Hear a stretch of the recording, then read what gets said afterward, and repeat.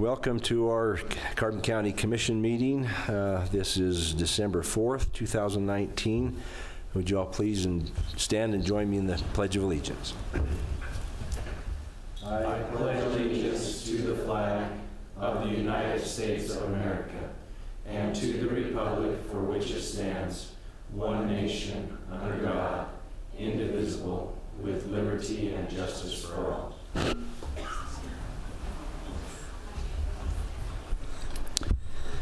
Thank you.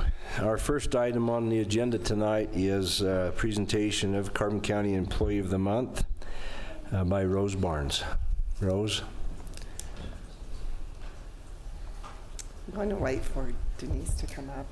I'm really excited. Our Employee of the Month is Carla Medley. Carla is our current recorder, but she's been here for 19 years, and she's been a recorder for about a year, a little over a year and a half now. So she's amazing. I've known her for a lot of years since I've been here, and she does an amazing job in that office.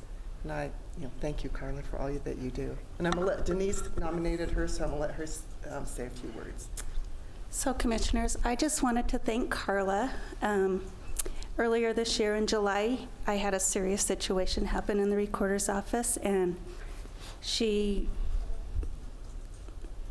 was really quick in responding to it. She got a hold of Rose. I want to thank you too, Rose. It was dealt with, and I don't have to worry no more. And I just want to thank you, Carla.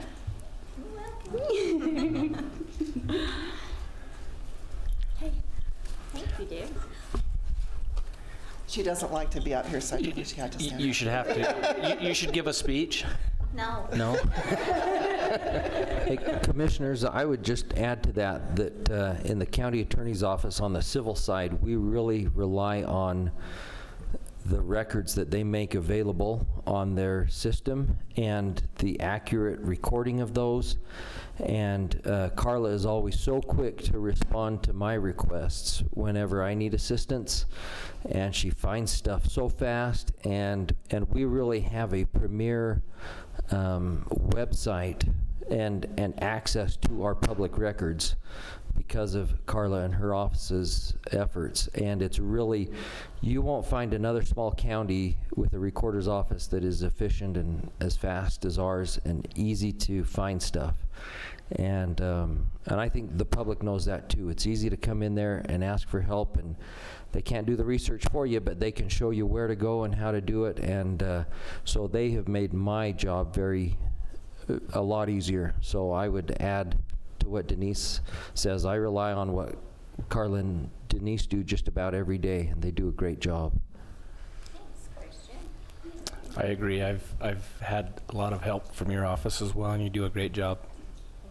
Thank you. Thanks. Thank you very much, Carla. Denise both.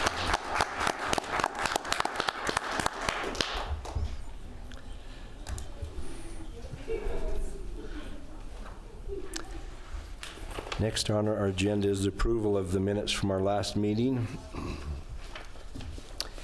Are there any discussion or corrections on these? I saw no changes. I didn't either. And I don't have any. I'll make a motion to approve. I'll second. All in favor? Aye. Aye. Motion carries. Item 3 is consideration and possible approval of the 2020 regular commission meeting schedule, Ordinance 524. So this is just the dates for our regular scheduled commission meetings for 2020. I may make note that January 1st would typically be our commission meeting, and we will not hold a meeting on that day, so that will be just canceled, or not canceled, but we will not schedule one. The rest of the year is pretty standard. So any questions or concerns? No. I'll make a motion to approve Ordinance 524, setting the dates for the 2020 commission meetings. I'll second. All in favor? Aye. Aye. Motion carries. Item 4 is a presentation of Tourism Tax Advisory Board Priority List recommendations for use of restaurant tax and transient room tax funds for 2020. Hi. Tina. Hello. Thanks for having me today. So I just wanted to go over really quickly the 2020 tourism tentative budget by priority order. As you gentlemen know, by state statute, we have to have a tax advisory board in place, and I have to present them with a budget and marketing plan by priority order. And so I'll go through that first, and then I'll tell you guys what the board recommended. So by we're projecting, I am projecting, that we will bring in a total of $260,000 for transient room tax. Restaurant tax, I'm predicting that we'll bring in $240,000. State matching funds, we did receive a co-op grant, and so part of that will carry over into next year that they pay us. So we've allocated or projected $75,000 that we'll receive in state matching funds. And then prior year is $28,000, so bringing a total revenue of $603,000 for the tourism department. Priority order number 1 is wages for the tourism specialist. Number 2 is benefits. And I've listed the items. If you guys need me to say the totals, just let me know, because I know you have a copy. Temporary employee, I have requested to hire a temporary employee during our busy season, June through September, at $10 an hour. Advertising and promotion, I have requested to hire a consultant or an ad agency that will help us with designing of new route cards, brochures, graphic design, pamphlets, maps, and apps, and managing our digital marketing. Photography and video, I'll just do a short summary. A new video for county tourism, as well as a partnership with the Dinosaur Diamond. So we're a part of the Dinosaur Diamond membership, and so we're looking at doing a promotional video next year that we'll all partner together on and pay for. State matching funds, of course, I've allocated $75,000 in revenue, so I have to do an expense of the same. So I've done that in item 7. Item 8 is our 9 Mile and Wood Hill pit toilet maintenance. Tourism office pays for that. Contributions to other is $200,000 that will be allocated to the event center. Meetings and trainings, this is the cost for any meeting registration fees, such as Tourism Day on the Hill, Tourism Conference, Outdoor Recreation, UAC, things like that. Office supplies, basic supplies. Equipment maintenance, that's actually for the county vehicle. And where I have an older vehicle, I've allocated some money there, and in case there's any repairs that come up during the year. Fuels and lubricants, which is fuel and routine maintenance for department vehicle. Travel, covers travels, meals, lodging, parking fees, airfare, mileage, and travel expense reimbursement. Local promotion, this is a percentage of the monies that we're allowed to use for local promoting, and this money will be used for local community things such as light parade, banners for mountain bike racing, community education, advertising. Shipping, so the shipping line is to be used for bigger shipping quantities such as visitor centers, shipping guides and brochures from the directly from the printing company to the visitor centers. And then postage is just your basic mail out daily for office to visitors and schools. We get several requests for visitor information and school report information. My office handles that. And then travel shows. Travel show expense includes banners, name tags for volunteers, expos, per diem, coverage like that, and department cell phone. So that is what I actually presented to my board. We met on November 19th, and the proposed tentative and marketing plan was presented, and the board made the following recommendations. A motion was passed to approve the budget as presented in priority order, which I just went over, and the only recommendation that they made is to split the $80,000 listed in restaurant tax expenditures to be specific and have $50,000 allocated to brick and mortar projects and $30,000 to be allocated for events and event promotion. Good job. Yeah, do you guys have any questions? A lot going on, don't I you? know you can't like pass anything today, but Commissioners, the conversation that we had about the brick and mortar, the 50,000 would be kind of in line with the direction that we're going with the implementation of the tourism plan that was developed. It could go towards signing, Wayfinding. wayfinding, Trail signage. putting in tourism infrastructure that will benefit tourists as they come and visit, make their facilitate their time while here. So I think that's a good avenue to go, And something that we haven't as well as still allocated. promoting the events that we're having. Yeah, I think that was one of the recommendations from Roger Brooks as well, was some signage in that. And we kind of all know our way around the town, but when folks are coming in from outside, they get a little lost sometimes, so I think that'd be great. Just one thing I wondered, Commissioner Hopes, if you could just tell the community where these dollars come from. Explain that a little bit. So these funds are raised or generated by transient room tax, so people that come and stay in our hotels, Airbnbs. Basically, those are the revenue sources for the transient room tax. The other tax is the restaurant tax, and that's also generated by those who go to any of our eateries throughout town. So it's kind of split. The transient room tax is a fee or that's above and beyond the room rate that the hotels collect for the county to use for more advertising and promotion, brick and mortar to Mitigate tourism. to mitigate tourism. And the restaurant tax is kind of the same way. They each have a little bit different restrictions on how you can use the money, but that's where they're generated from. And I think it's important for the public to know that the tourism office, we are 100% funded by the transient room tax and the restaurant tax, so it doesn't come out of the general fund. And so it's kind of its own fund. And it's been growing incrementally every year, thanks to you and also all of those in the community that are helping to host events. The soccer, the bike races, the softball tournaments, the rodeos. Any time we bring people from outside the community and they attend or frequent the restaurants or stay in the hotels, that adds to the amount coming into this. So it's a collaborative effort of everybody that's helping to push and host events that bring outside tourists. Yep. Thank you. Anything to add, Tina? I don't think so. Okay, so I'll entertain a motion to accept this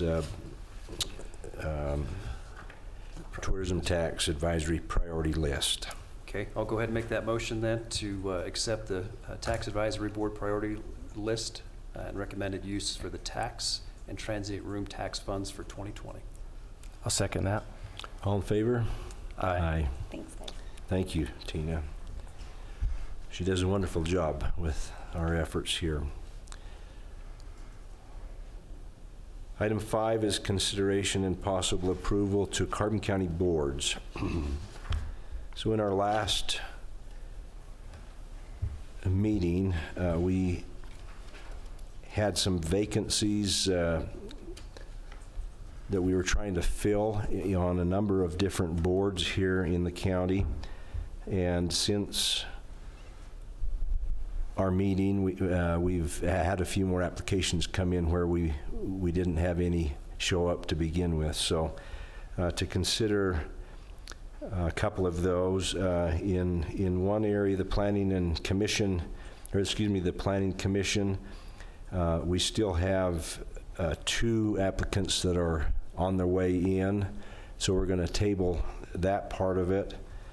But on the Tourism Tax Advisory Board, we've had 2 applicants apply, and that would be Cindy Lund and Bobby Sandoval. And we have 4 vacancies, 2-year terms on that Tax Advisory Board.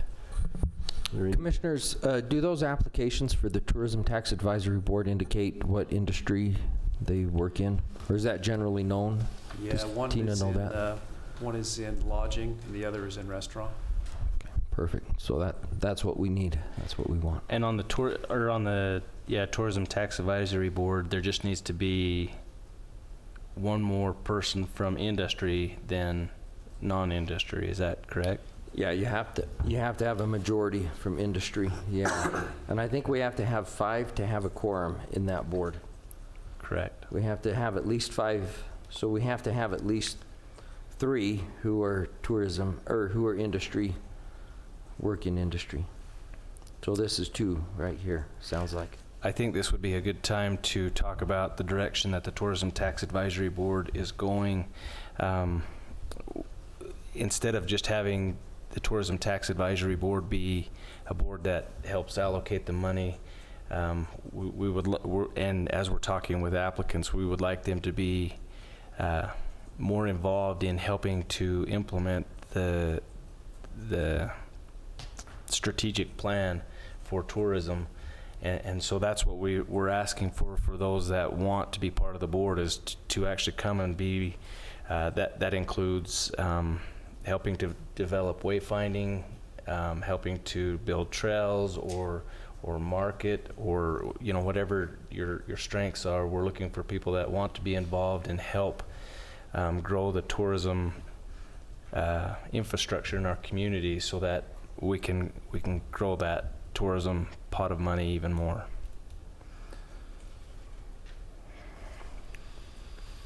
Thank you.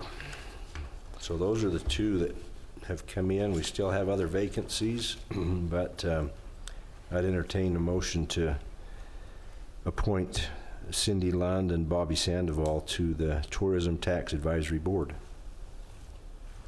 I'll go ahead and make a motion that we accept the applications from Cindy Lund and Bobby Sandoval for the Tourism Tax Advisory Board.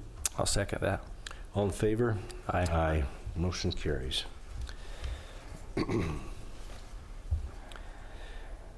Next is the review and possible adoption of Resolution 2019-05, designating the enterprise zone and recycling zone in the unincorporated areas of the county. Rita, why don't you come forward? Rita's our economic development specialist and is taking care of this part of it.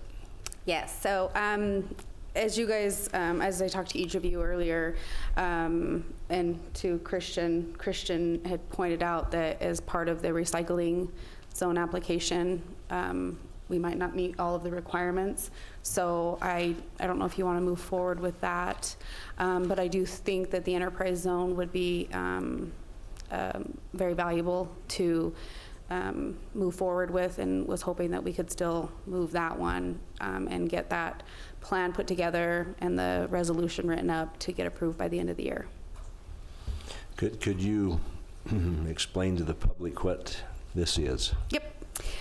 So the enterprise zone is essentially they're both within the Governor's Office of Economic Development, and the enterprise zone is essentially a designated area within a county that a business can receive tax incentives, tax credits for job creation, rehabilitation of a building that's been vacant for more than 2 years, and the purchase of some equipment. So right now, our enterprise zone that was designated about 5 years ago is ready to expire. And so we wanted to go ahead and move forward and get that renewed, I guess, so that the businesses within the unincorporated areas of the county can continue to receive that incentive. Each municipality is responsible for designating the areas within their communities. The county is over the unincorporated portions of the county.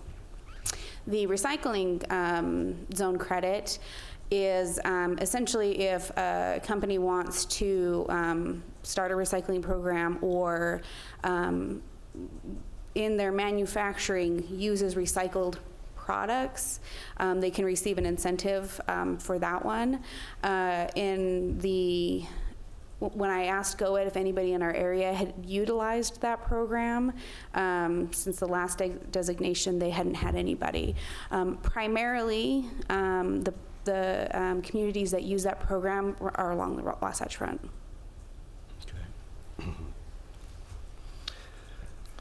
Okay. Any other discussion about either one of these 2? So Rita, to ask about the recycling portion of this. Do we want to table it, or is this something that we just do not meet the statutes of the state? We'll ask Christian that one. I think that's your decision. One of the things that the state wants you to certify is that the county sponsors or provides a recycling program. And I don't think you can certify that you do that. And so you'd have to decide if you want to fund that and expend that. And of course, as I look at the tentative budget, it's not in there. It's not something that's currently scheduled to be funded. And as you know, those things are quite expensive to fund. So that's the thing, is I don't think we legally can meet the requirements that are called for to set up a recycling zone, because we do not provide for recycling. And as I read that requirement, providing for it means we actively sponsor it, we're paying for it, we're making it happen, we're responsible for it to happen. And I don't see that we do that. And I think the other thing is that nobody's used the program, and from what I understand, rural Utah, I couldn't, because they gave me all of the, or some of the communities that have utilized it. I couldn't personally find a rural community through the list that I looked through that utilized this tax incentive program, so, but I don't know. And does that preclude us from using it in the future if we don't do it now? We can always apply in the future if we do get a recycling program. Right. So there's no, like, you can't just, it's not that you can only apply during a certain time. It's just if you want it to continue and renew it, you just do that before your time expires. Okay. So it's not that, I know that there may be some changes within GoEd in their programs from different meetings that I've gone to. So as long as the program is still available within there, and we decide that it's something that we can and would like to move forward with, then yeah, we would be able to. Okay. Yeah, I think if an industry came in that used this recycling, it would be something we could look at and see if what it would cost us to do it would balance in some way. Right, and then the other thing that they explained to me was that whenever we did designate, it can actually retro back to the beginning of the current year that you're in. Okay. Great. I have no further questions. Me neither. So maybe a motion on the first item, which is the Utah Recycling Market Development Zone, either a accept or, I don't know, either pass that or deny it. On the recycling zone? Recycling zone. I think I'd probably recommend you just, I'd recommend you deny that you just deny or move that you do not apply for it, I guess. Make a motion that the county will not presently apply for the recognition. Okay, so I'll entertain a motion for that. I can't say so moved, can I? I'll make a motion that we deny application for the Utah Recycling Market Development Zone plan. I'll second that. All in favor? Aye. Motion carried. So then the second part of that is the Enterprise Zone Tax Credit Program. Entertain a motion there. I'll make a motion to approve resolution number 2019-5 designating the enterprise zone. I'll second. All in favor? Aye. Okay. Thank you, Rita. Do you want me to stay up for the other one, or you guys, or Yes. Christian can answer those Sure. questions? Yep, thank you. The next one is consideration and possible approval of a cost reimbursement agreement with R+ Energies.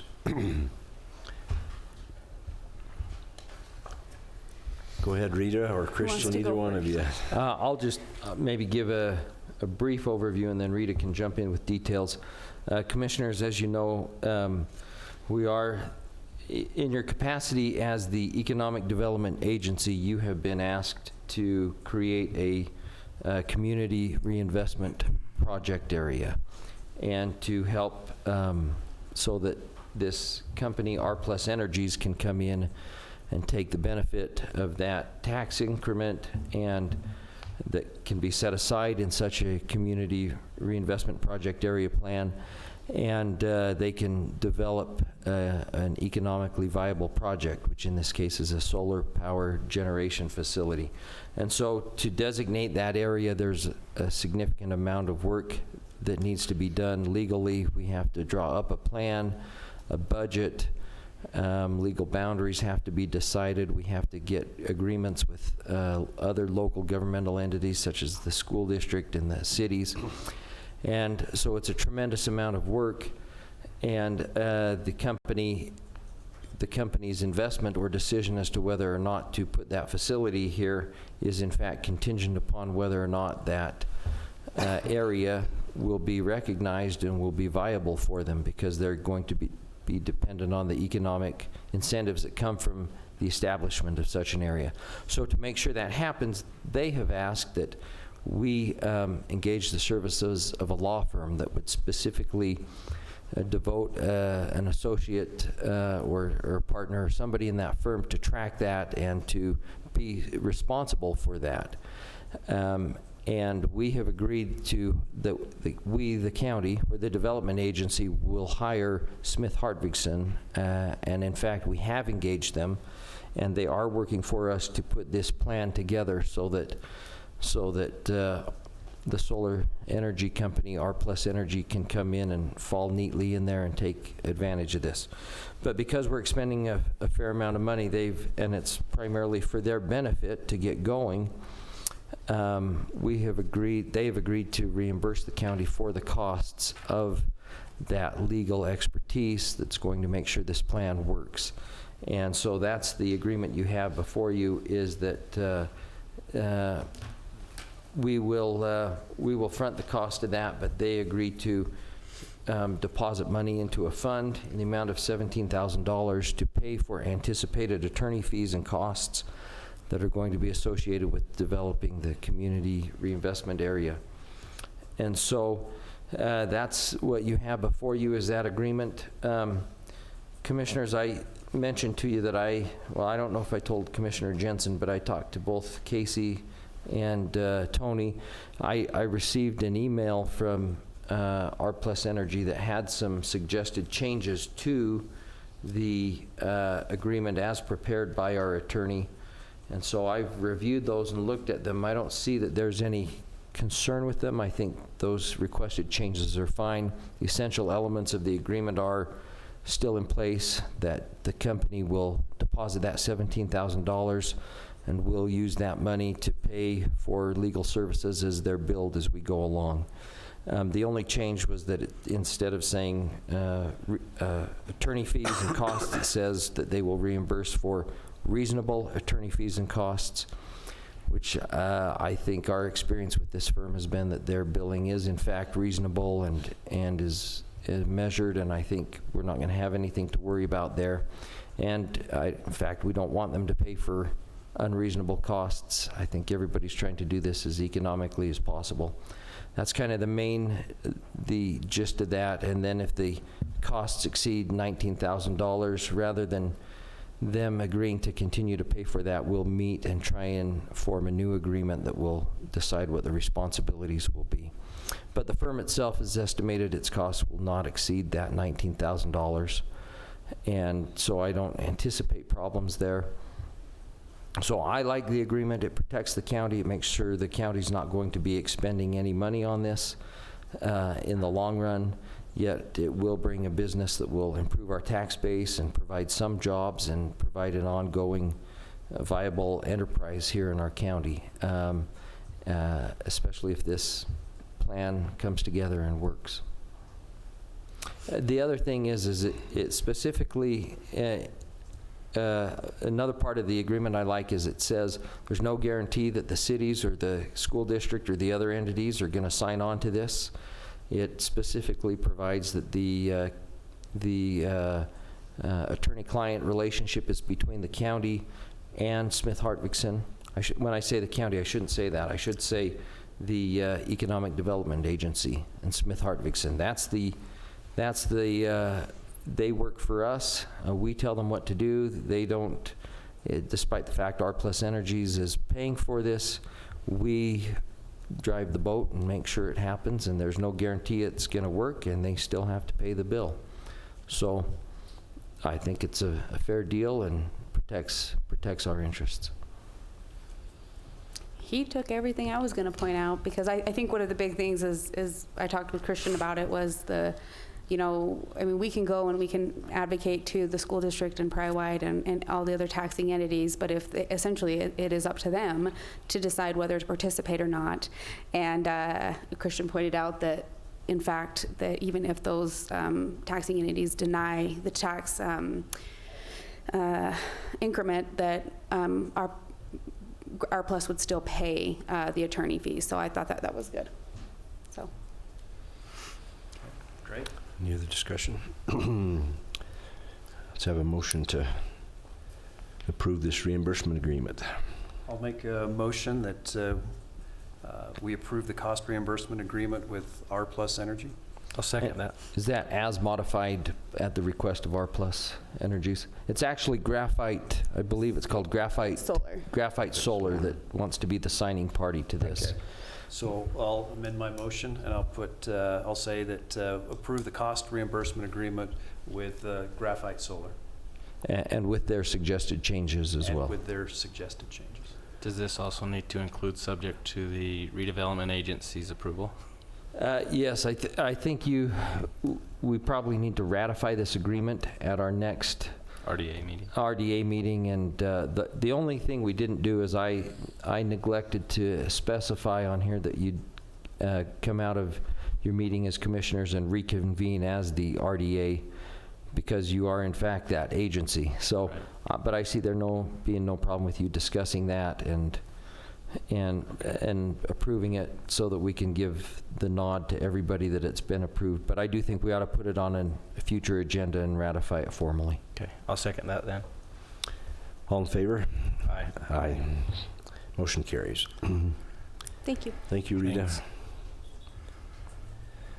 Item 8 is consideration and possible approval of contract agreement and performance bond with Maxwell Asphalt Incorporated for Carbon County Regional Airport AIP project. Commissioners, this is a few weeks ago we opened bids for repavement or pavement preservation contract. Javiation, our engineer of record at the airport, opened those bids, reviewed them, and recommends that we have Maxwell Asphalt perform the work, and this is just the contract with them for the work. Christian, have you had a chance to review this? I have. I don't have any problems with it, and I've looked at it. And it also includes the performance bonds. And a payment bond. And a payment bond. So before we have a motion, Casey, could you explain these expenses, how the FAA contributes money and we bank it? And So every year at the airport, we're part of the Federal Aviation, General Aviation funding program. So they give us $150,000 a year. We can take that every year and use it $150,000 at a time, or we can bank that. And by banking it, basically they say that another airport can use our $150,000 for up to a certain number of years. And then at some point we can take their funding, so we have larger chunks of funding to pull off bigger projects. And that's what we've done here for pavement preservation, and as well as the apron. We did half of the apron last time.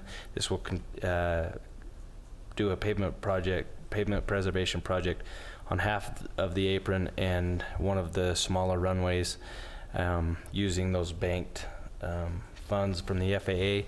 We also receive state matching funds from the Utah Department of Aeronautics, that matches this, and then we have a portion that we're required to match.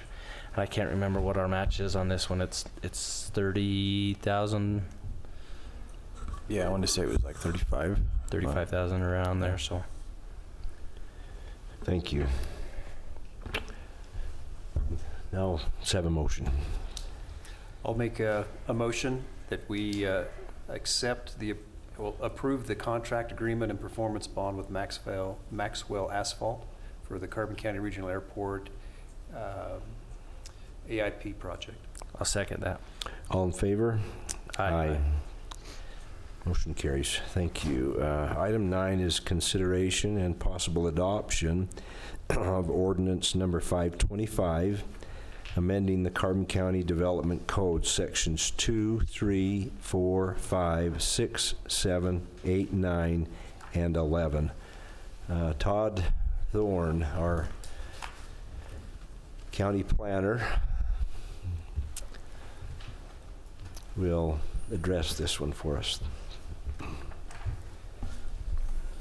So we've went through and updated those sections that were stated. Have a summary sheet with you. I can go over in detail as much as you want, or just highlighted versions of what was changed. The Planning Commission and I have been working on it for a while. We did a public hearing last month with it, received public input, made changes, and then that's the final draft that you guys have had. So not sure if you want me to go through all of it, or if you have questions. Why don't you give us some highlights, just so the Okay. public knows a little bit about what we're doing. So what we've tried to do is now on an annual basis change parts of the code that are inconsistent with either state code or the direction the county wants to go. So some of those changes, like in section 2, we've just clarified that any appeals of the legislative body needs to go to the district court. That's how state code directs it.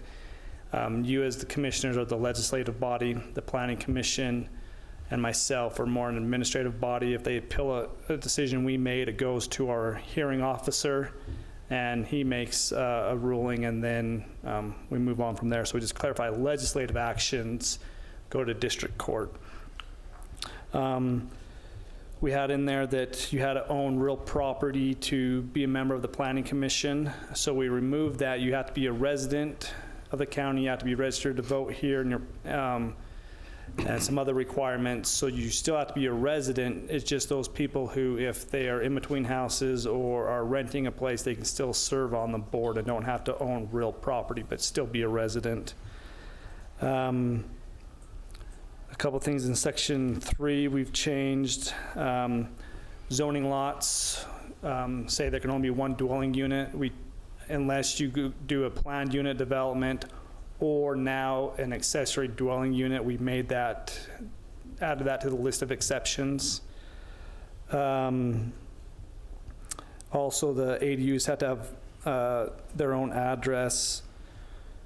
Within section 4, we changed where the solar and wind component, their own standalone permitted or conditional uses, and we changed it to where large-scale solar, large-scale wind can go in mining and grazing or industrial, but residential solar or wind can be in residential zones. Clarified that.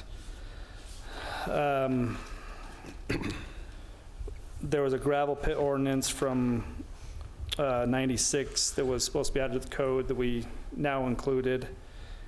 We updated section 6 just to clarify communication lines need to be in instead of telephone lines.